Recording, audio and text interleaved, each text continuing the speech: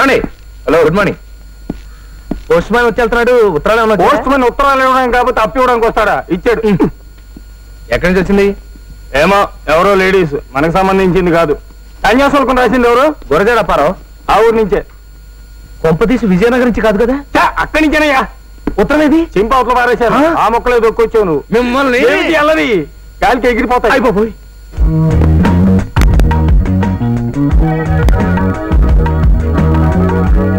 మా మావయ్య మీ గురించి అంతా చెప్పాడు.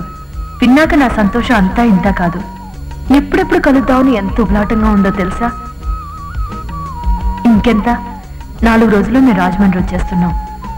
ఈలోగా మీరు తొందరపడి రాకండి. కొత్త కాపురానికి సామాన్లన్నీ సిద్ధం చేసినట్లు ఫోన్ చేశారట మావయ్యకి. 3 రాత్రులు అయ్యే వరకు మన ఫ్లాట్లోకి దిగకూడదు. వచ్చే ముందు టెలిగ్రామ్ ఇస్తానే. మీ భువనేశ్వరి.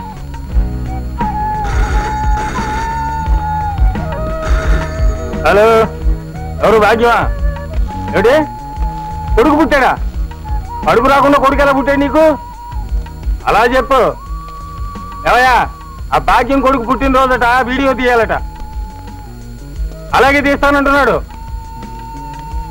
నమస్తే సార్. అభిలాష్ అండి. రేటా?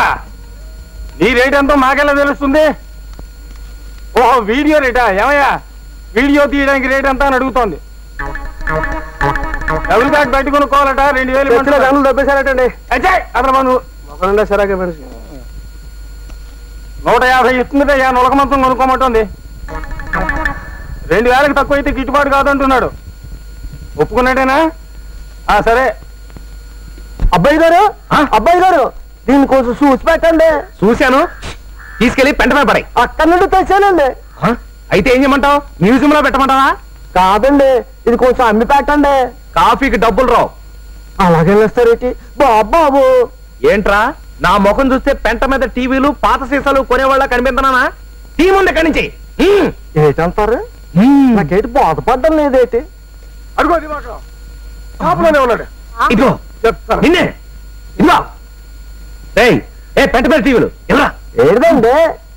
చూడరి, పైన డొక్కు తప్ప లోపల తెలుసు కదా. 116 ఇస్తాను. ఇదిగో ఆ నిద్ర గన్నేరు చెట్టు కింద కాసేపు నిద్రపో. భాగ్యం ఇంటి నుంచి భక్త ప్రహ్లాద్ క్యాసెట్ తీసుకొచ్చావా? అమెరికా క్యాసెట్లు అన్ని తీసుకొచ్చావా? ఏమి మరి సొంతంగా అతికిచ్చావు? సొంతంగా ఏమన్నా నీ అప్పసొత్తు అనుకున్నావు? అసలు ఏమన్నా క్యాసెట్లు ఇచ్చినారంటే ఇలాగే తగలే.